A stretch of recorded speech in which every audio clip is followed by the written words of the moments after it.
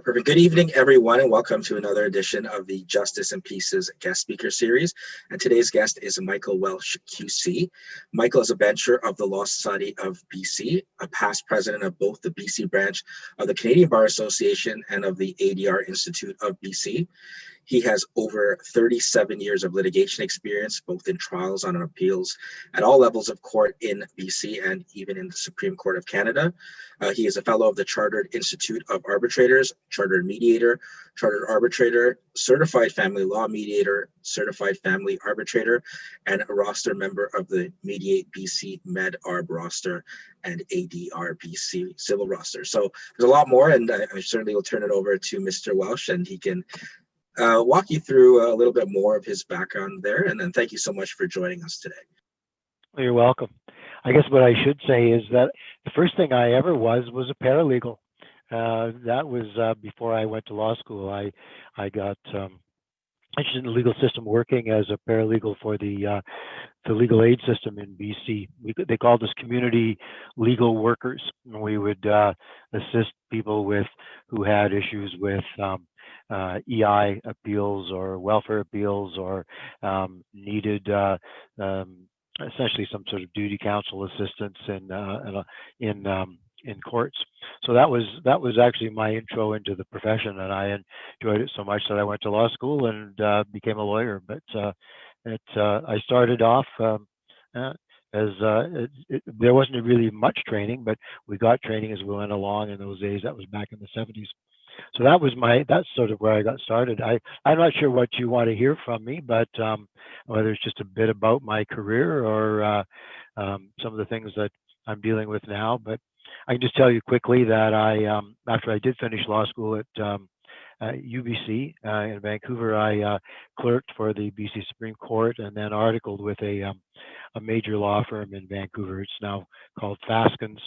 Was there for about 3 years, and then moved on into some smaller firms and pursued those days a general litigation career.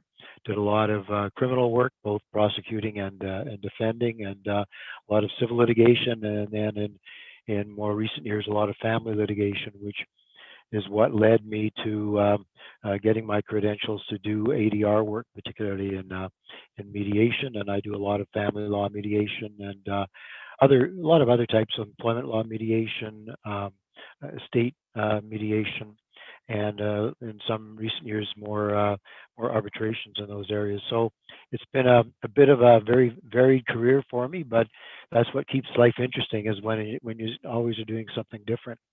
And then along the way, I've always believed in giving back to the community and the profession. So that's what got me involved with the Canadian Bar Association, and I was president of the BC branch a few years back, and also through my interest in ADR was a president for the ADR Institute of BC.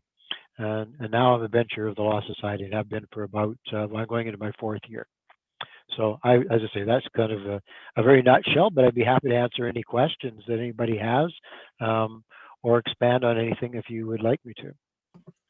All right, so let's start with the role of a bencher there in BC. I mean, similar probably to the role here for the Law Society of Ontario, but perhaps you can tell us a bit about what you do as a bencher and what that entails for all my students here. Well, certainly, we don't have paralegal benchers in BC as you do in Ontario, because as we'd been discussing earlier, we're really just in the formative stages of trying to develop alternative legal service providers in our province. So the benchers in BC are primarily lawyers. There are 25 of us who are elected representing different areas of the province. And then there are 6 appointed benchers that the government appoints who are not lawyers. And we're the board of governors of the Law Society. All law societies in Canada are self-governing. We're not government-appointed bodies.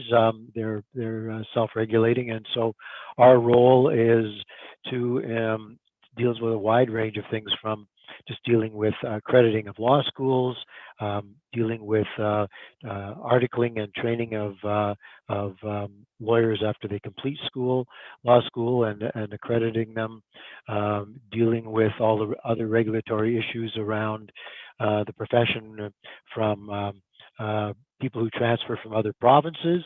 As I understand that you're doing, do you go by John or John Paul? You can call me JP.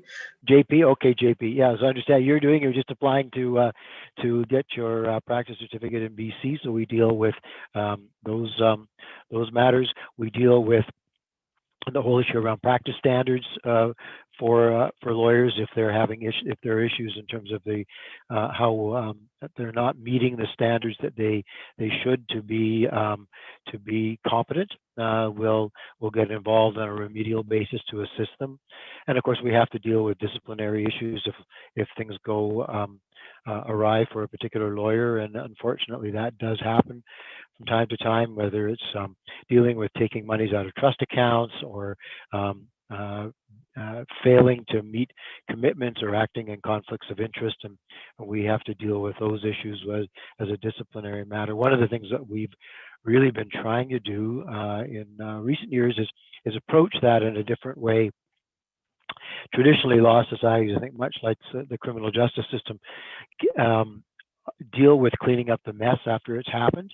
But what we're trying to do is, particularly around, we find with lawyers who are taking money from their trust accounts, for instance, there are a multitude of personal issues that they're facing, whether it's addictions, whether it's mental health issues, whether it's other financial issues that have got them to this position. So we're trying to put supports in place to keep our profession mentally and physically healthy, so that we don't get to the point of having to deal with those issues after they've happened. We meet as a body 10 times a year. This year, with the exception of the first two meetings, it's all been virtual by Zoom. I just spent today in a 6-hour Zoom session with my fellow benchers. But in addition to that, we all serve on various committees that deal with the different aspects of regulation that we have, or advisory committees that deal with access to justice issues, equity and diversity and inclusion issues, and a number of other areas in the profession that we have recognized are important in terms of ensuring that our profession represents the diversity of this country, and that our profession deals with the issues of access to justice that face members of our various communities. So we deal with those committees. I also, because I represent a geographic area, I field questions from lawyers or from other in my area who have feel that there's an issue that they need to get some advice about. So I deal with that on a confidential basis.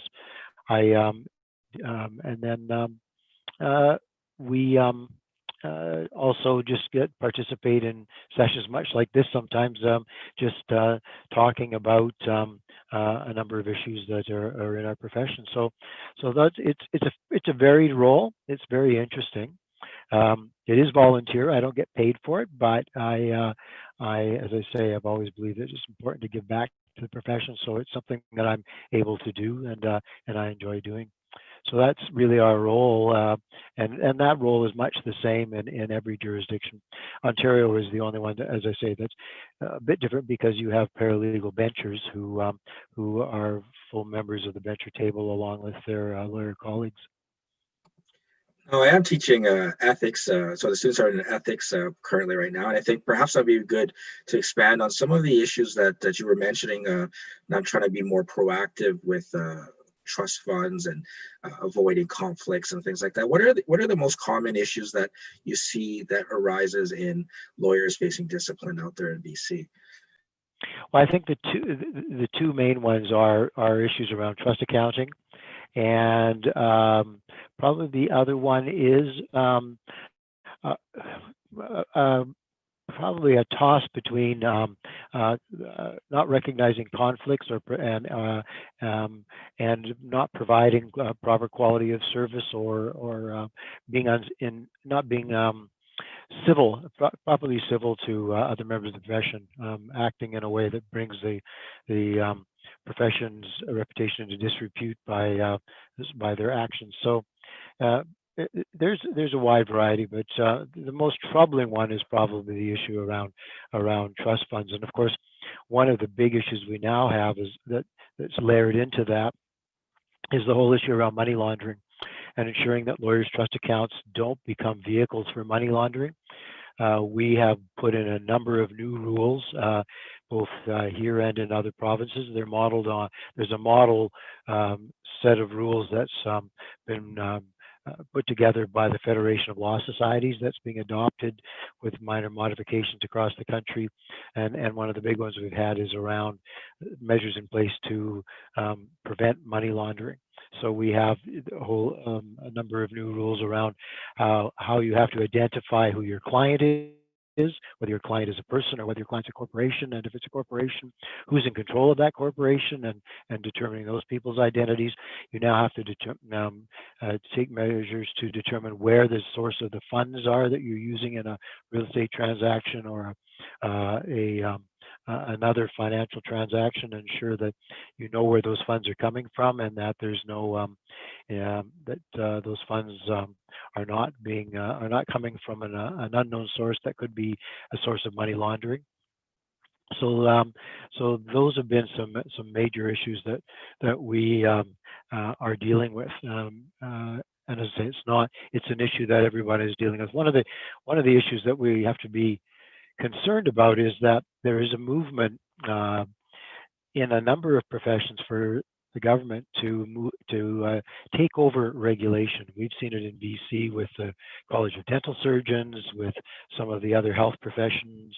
In the United Kingdom, the government moved to set up a regulatory authority for solicitors. Similar things have happened in some of the states of Australia. So we believe it's important that we remain a self-governing profession, and so we have to be ahead of the curve in ensuring that we're being vigilant, we're being innovative, and we're taking we're not just responding to things, but taking initiatives to ensure that there aren't problems in the way our profession is functioning in BC. And that's something we always keep front of mind, that our role is protection of the public interest and ensuring that there's public confidence in the administration of justice. It's right in our statutory mandate. Now, one of the things that you had mentioned earlier was about right now BC is looking at alternative legal services providers, and I think you're a vice chair of one of those committees there. So perhaps what you can share, especially of interest to my paralegal students, what that process has been like, and what's the hope that you're hoping to get through this process? Sure. Well, we were asked by the government to look at the whole issue of alternative legal service providers a few years back. There's been a recognition in many jurisdictions that the vast majority of people who have a legal problem do not get legal advice, much less legal representation. In fact, there's statistics that show that up to 80% of people who face a legal problem, sometimes a fairly serious legal problem, do not get legal advice, and they try to deal with it on their own, or they get advice from friends and family, or they just don't deal with it at all. So we set up a task force, which I was vice chair, to look at where the initial goal was to deal with setting up the credentialing and training and regulation of licensed paralegals, much like you have in Ontario. The problem that we faced, and which we recognized after several months, was that we are in a different situation from Ontario, in that when the the system was set up in Ontario, there were a number of people who were acting as paralegals out there, and who were doing it in an unregulated fashion. And so there was a move to bring them into the Law Society of Ontario, and to deal with regulation and training, and the people who were already doing it were grandfathers. And we didn't have that group of people out there to any large extent. We do have designated paralegals. We deal with, but those are paralegals who have to work under the supervision of a lawyer and not independently. So we're trying to figure out, well, what do we do? How do we address this issue when um, uh, we have no real insight into what would bring people to come in to be an independent paralegal, and what sort of services they would provide. And um, one of the things we looked at was across the line in Washington State. They tried to set up that type of a system, a top-down regulation, and it failed after about 5 years, and they abandoned the program because they put all these systems for what you required for training, for licensing, for regulation in place, and nobody came. It's the opposite of Field of Dreams. But if you build it, they will come. It was built and nobody was interested. So instead, we've modeled ourselves on what they're doing in Utah, what they call a regulatory sandbox. And this is something that's come out of the financial industry, where they've set up sandboxes for to test new methods of delivery of financial products.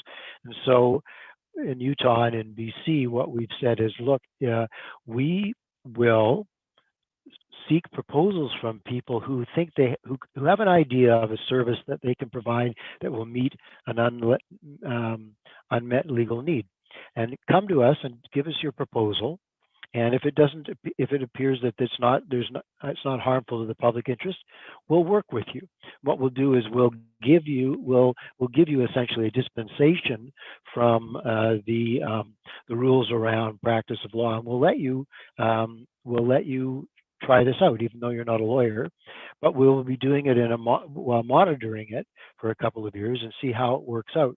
And if it's successful, then it's something that we'll then look at how we regulate that, and it may be a number of different models about how we regulate it or don't regulate it.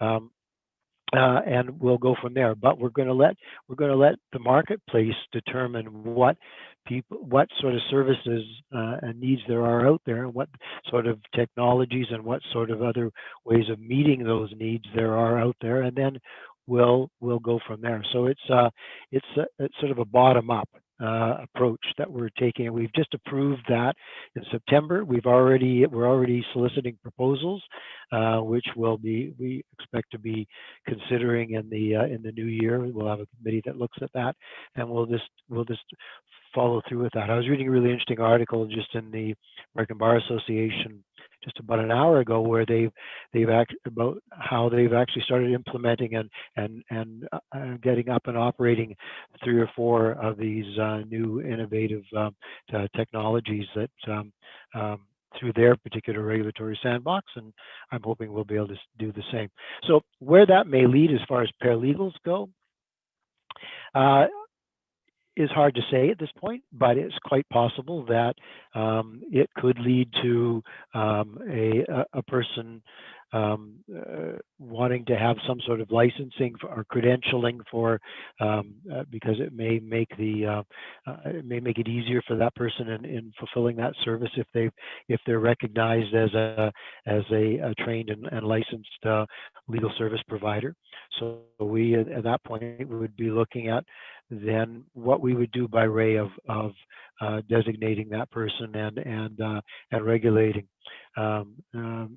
that person, and we'll take it from there. But the other thing that we're thinking might happen is that some of the people who are now designated paralegals working under supervision of a lawyer may come to us and say, look, I would like to, I've got certain training, I've got skills, I believe I can provide these types of services independently, in which case we would again we would work with them about with that and see whether that might lead to some independent paralegals operating as part of our legal service delivery system in BC. And then from there, as I say, well, it's hard to know where it would go because we're in fairly formative stages, but it's an exciting prospect that we'll certainly be working with over the next few years. Perfect. Thanks for that. I also want to switch to the other big aspect of what you're up to here now is the alternative dispute resolution, whether as a mediator or an arbitrator. And how has that changed with COVID-19 and Zoom? I presume a lot of, or Microsoft Teams or whichever WebEx platform. How have you found the difference between mediation and arbitration pre-COVID in person versus things being done more remotely these days? I've been surprised how well online mediation works. I had been doing some before COVID, and then moved to doing it exclusively. And I've had to learn. I knew how to use Zoom to a certain extent. I've had to learn a lot since. I've had to learn how to use MS Teams, and I've had to learn how to use WebEx because some of the mediations I do for government, they don't like the Zoom platform, so we have to use use Teams primarily. For workers' compensation, I do some stuff for them. We use WebEx. So the thing that I've learned is that there's, especially initially, there's more you have to get people on board to doing it this way. You have to work with them in terms of explaining to them the technology to them, showing them how that works, and then there are a number of cautions that you have to go through, ensuring that when there's confidentiality, that they're not recording it, that there's nobody in the room who you can't see who shouldn't be participating in the mediation. A lot of that you get, of course, if you do have the control through these platforms about who you let into the mediation from the waiting room, but if somebody else in the physical room, then you have to be aware of that as well. And especially with Zoom, it works well because you can set up private chat rooms where you can talk to caucus with each of the parties independently, in addition to the main, coming back into a main area again. So I would say the success rate using online platforms, in my experience, has been not much different from doing it in person, and it's been good for people as well because it avoids a lot of the travel costs and expense they have, so they don't have to pay for me to go to another city for the mediation, or for them to come and they have their own travel costs. We have some more flexibility around hours that we do it. So I would say overall it's a very good tool, and I think it's a tool that will continue to be used on a widespread basis for mediation work. I'm not as impressed with it when you get down to more adjudicative matters like trials or arbitrations. It is difficult to do an examination of a witness in an online platform. It's cumbersome in terms of dealing with documents, even though you can do screen shares and those sorts of things, but you have to do a lot more planning to make sure everybody has all the material in advance. So, I mean, again, it will, I'm sure, be used in certain circumstances, but there's going to have to be a lot more work in terms of how it's used in that area as opposed to the mediation area. So, but as I say, I'm a fan of online mediations. As a matter of fact, it's got to the point where I've actually, along with a couple of other mediators here in BC, been giving courses in how to do online mediation. So, which we do by Zoom, of course, online. So no, it's been good, and it's been productive that way. Can you share a little bit more of the work you're doing as an adjudicator at the BC Civil Resolution Tribunal? I'm actually not currently at my term with the Civil Resolution Tribunal ended last year, but I was a part-time tribunal member for 2 years. Of course, the the Civil Resolution Tribunal is touted internationally as uh, uh, very for its seamless ability to work online, and for its ability to be able to uh, allow people to be able to represent themselves and present cases, um, uh, whether through the facilitated like a mediation process they have, or through to adjudication. So it's a lot of work has gone into how that was put together and into the Solution Explorer they use. And I think you'll find some variants on Solution Explorer being used by a lot of other adjudicative bodies internationally as time goes on. But it was an interesting experience. As a tribunal member, I was at the end of the road. So when things didn't get settled, then it would come to us as adjudicators to render a decision. And one of the things that I found very interesting was that in every case I did, it was all done with written materials. You never had the parties appear before you, and it worked quite well. Now, the disputes that we were dealing with were relatively minor disputes, $5,000 or less, in monetary disputes or strata claims. Disputes between strata corporations and owners, or between groups of owners.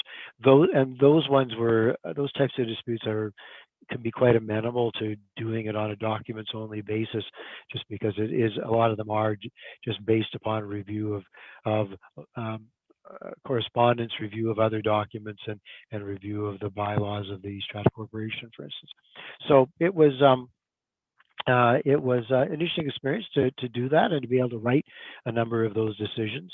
The tribunal has now moved to having full-time tribunal members as opposed to people who do it part-time as part of their practice, and is ramped up as well, because it's now dealing with a large portion of the personal injury claims that occur here in BC as part of a move we've had to move toward having more no fault types of claims, and also capping what people are allowed to claim for personal injury damages and what are determined to be minor claims. And the Civil Resolution Tribunal has been given the responsibility of determining what is or is not a minor claim. I have to say I'm just as glad I'm not involved now, and that's a very thorny issue and a very political hot potato. So it was a good experience, as I say, particularly in building up decision writing. I do enjoy that. As part of my role as a bencher too, I have to write a lot of decisions in disciplinary matters, and I do find that decision writing interesting as well. Although, obviously, having to deal with what to do and make a determination as to whether a lawyer has committed professional misconduct and what to do about it is not a happy type of a situation to have to deal with, but it is a necessary one, and one that can be very challenging. Now, were most of the people at that tribunal, because it was such a small amount, unrepresented or self-represented? The Civil Resolution Tribunal, one of the sections of the Act, stipulates that parties are not to be represented by lawyers before the tribunal unless they obtain permission from a tribunal member. There's an exception. And that was very controversial, but again, most of the disputes, at least until we get to these motor vehicle ones that were coming forward, were ones where people wouldn't have lawyers anyway, and it never stopped people from being able to get legal advice about their problem, or even having if they're drafting up their submissions, having a lawyer draft the submissions. It was just the lawyer couldn't appear before the tribunal. In motor vehicle cases, that people are entitled to have lawyers appear before the tribunal because of the potential stakes that are there. So as I say, it was politically controversial, but in practical terms, it made very little difference that section was there in the Act. And people still, the satisfaction level from what I've seen from the reports of the Civil Resolution Tribunal is high with the work of the tribunal and the resolution that it brings. At some point, my students are going to start doing some advocacy work in the program here, and both on the ADR side and at trial or at a hearing. And perhaps with your vast experience there on many different facets, right, as a litigator, as a adjudicator, as a mediator, and as an arbitrator, perhaps you could share from the various facets there some advice about how to be an effective advocate, and as well even written advocacy is just as important as oral advocacy. Oh, it is. I think written advocacy is going to be even more important once we get moving forward and changes happen with to the court systems. We have backlogs in all the jurisdictions, and things need to move forward. And I wouldn't be surprised if we start to see more of a move to what happens in the States, where a lot of matters are simply dealt with as paper applications in chambers and otherwise, rather than having people appear in front of the judge or master who's presiding. So obviously, with advocacy, you have to think about what it is you're advocating for and who you're advocating in front of. Advocacy in a mediation, for instance, is very different from advocacy in court, and to some extent, advocacy in an arbitration is different from advocacy in court. So you have to consider what forum you're in. Obviously, in all cases, it's important that you maintain the confidence of the person presiding. So integrity in your submissions and in what you bring forward as evidence is very important. We get lessons across the line from that. Just in recent times, with these challenges that the lawyer for Mr. Trump is bringing forward to in the various state courts to the integrity of the voting process and how judges are throwing out those cases on the basis that they find no validity and no integrity in the evidence. And that's the worst thing that can happen for an advocate. So if you don't have confidence in the evidence yourself, or if you then don't bring it forward. And if you and I would say you can't go out on a limb on your advocacy, but just remember, if you're making a submission, you've got to make a submission that you believe there's some chance that a judge is going to accept. Because if you start making outrageous submissions, you're going to taint you're going to taint the points you have that are valid as well. The other thing that's important in my view is ensuring that whether you're presenting evidence, particularly if it's affidavit evidence or submissions, that you're keeping them on point and you're keeping your affidavits factual. You're not dealing with editorializing or attaching numerous exhibits that are of marginal relevance. It's so easy these days to prepare an affidavit that's 100 pages long, attaching multitudes of documents, particularly in family law, where you get an exhibit that's 40 pages of text messages between the parties that's of marginal relevance, but is thrown in there, and it will cause the judge to fall asleep before the judge gets through it. So think about where you're going, think about what your best points are, and direct your evidence there. And the same on your submissions.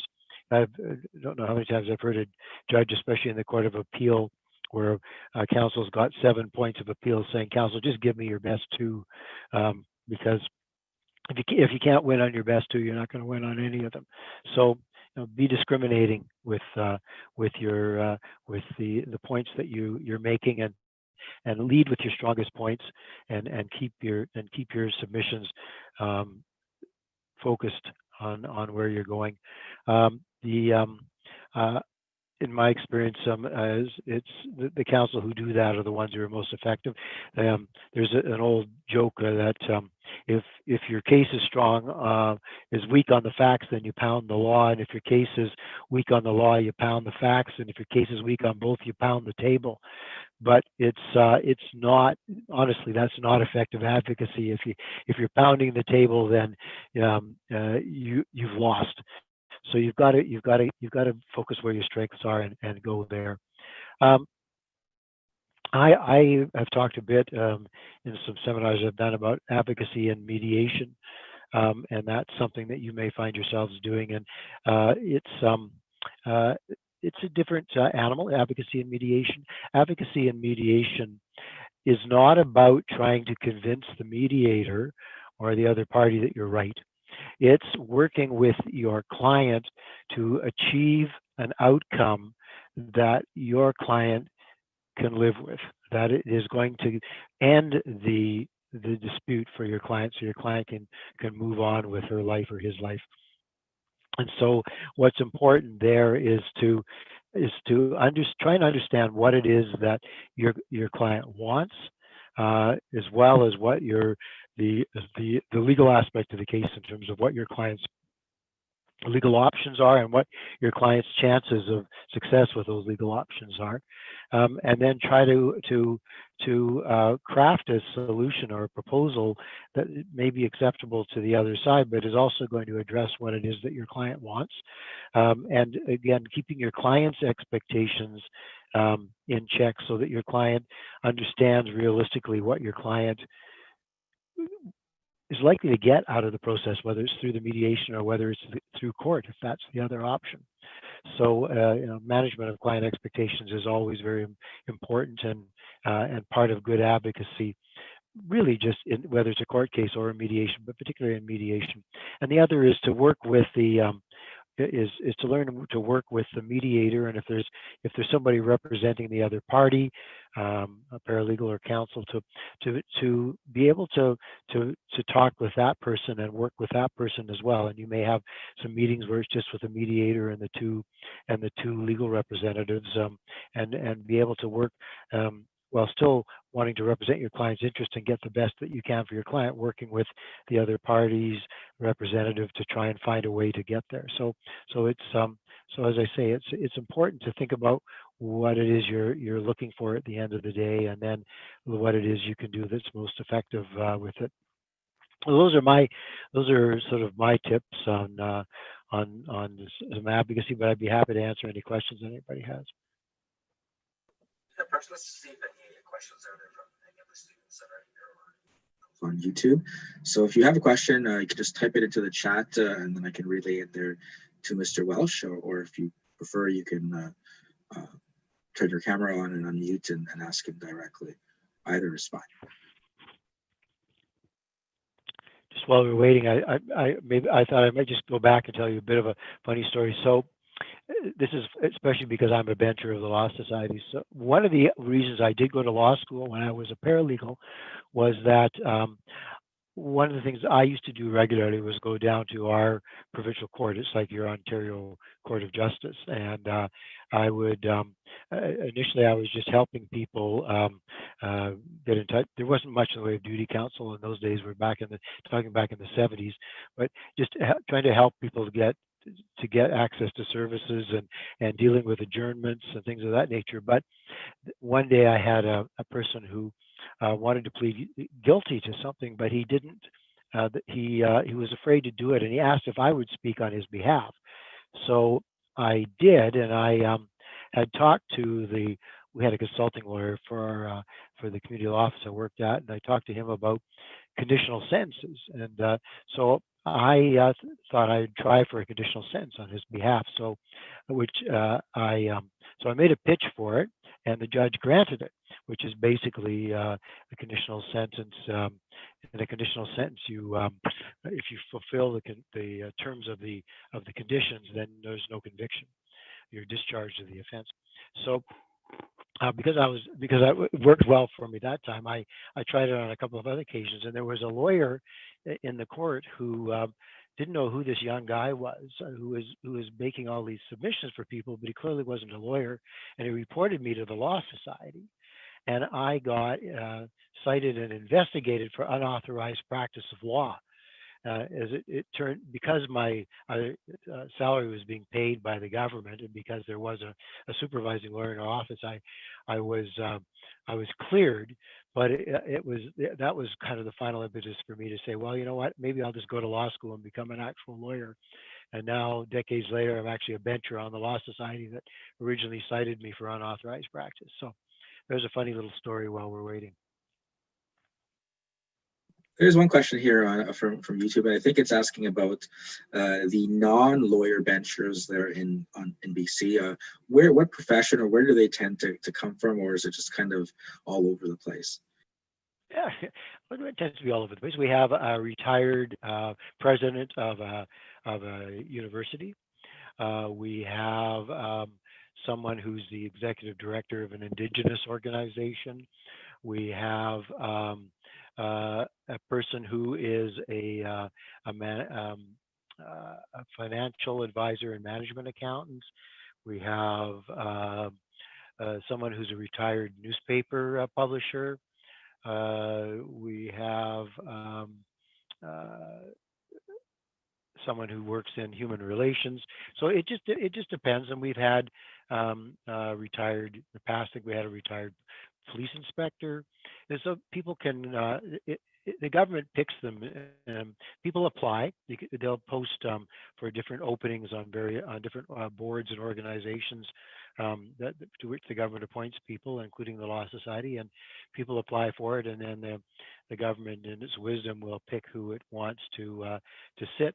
And of course, to some extent, that depends on the stripe of the government, who they pick. But that's where they come from, and they generally do about a 2-year stint, and then they can be reappointed. But that's there's no particular magic about where they come from. There's another question here about for any new aspiring mediators when starting, what is the best way to gain experience to being able to mediate disputes? Well, the first thing, of course, is getting the training, and there's training offered by all the affiliates of the ADR Institute of Canada.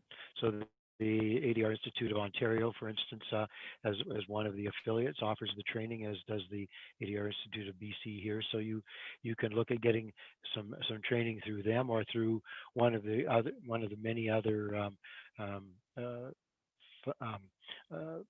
academic institutions that offers it, or online, or some people you go pick up their training in the States through Harvard or some of the other well-known schools.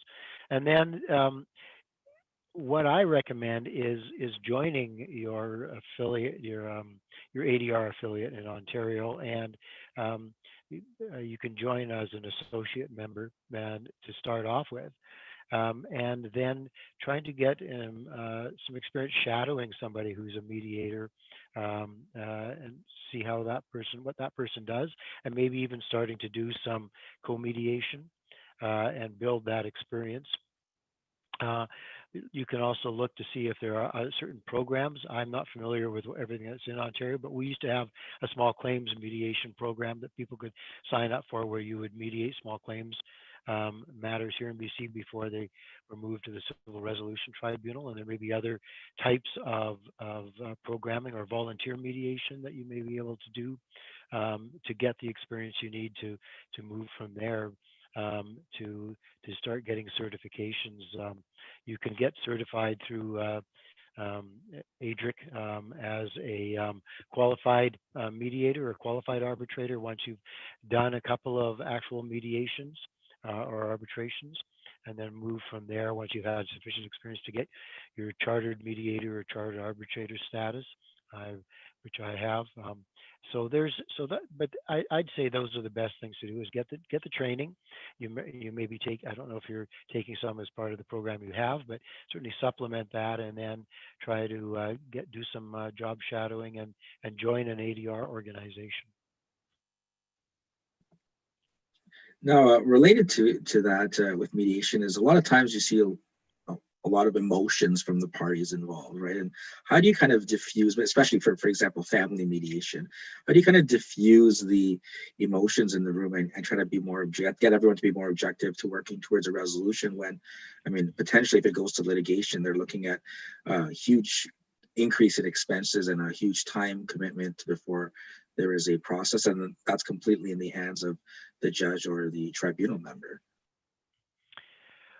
A lot of it will depend whether there's somebody's acting as legal counsel, or as a legal representative for the person in the mediation. Because if you've got that, then you've got a a buffer that you can deal with. You can talk to that person's counsel, and have that counsel work with the person to diffuse some of the emotion. A lot of times I find just putting people in separate rooms, caucusing is a good way to deal with it. I do a number of mediations in the family area where one person just can't be in the same room with the other for a number of reasons. There may have been some family violence. There may just be a real psychological power imbalance. It just the emotions again are just too raw. So separating them and doing shuttle mediation, going back and forth, can be one way of dealing with it. we're in, we're obliged as family law professionals, as mediators and arbitrators here in BC doing that work, to meet with the parties beforehand and do what's called a screening to find out if there everything we need to know about what's going on with the dynamics of the relationship, so that we can know if there's been family violence, if we can know that there are some power imbalance issues or other dynamics in terms of the emotions that may be an issue, to know if there may be some psychological issues. A number of people there's a certain percentage of people who are involved, particularly those who are most entrenched in family law matters, who are suffering from psychological or mental health problems that are part of that whole why they're so embroiled in it all. So getting to know um, whether there's some of that involved, and taking some training in being able to understand what those mental health issues are, and whether someone could be having some symptoms of a borderline personality disorder, or a narcissistic personality, or whatever it may be, that so that you can spot some of the trigger points, and that may help you in terms of how to deal with that particular person. I find with people who have those types of events, sometimes if you can just get them thinking about proposals, and assessing them, and going back and forth with proposals, that it can kind of calm them down, rather than focusing on all the interpersonal relations that got them to where they are, and them wanting to vent about those things. So it's there's a combination of things you can do, but again, it's a combination of training. It's a combination of doing your homework in advance. I always, even if I'm doing mediation work that's not family related, I will still have a discussion beforehand with counsel for the parties if they have counsel, or I do some mediations where it's just with the parties, especially some of the ones I do through that are workplace mediations. And so I'll have those meetings with the parties beforehand, just so I have a better understanding of what's going on. So you have to do your homework, and as part of that as well. So yeah, all those different things can go to making it successful.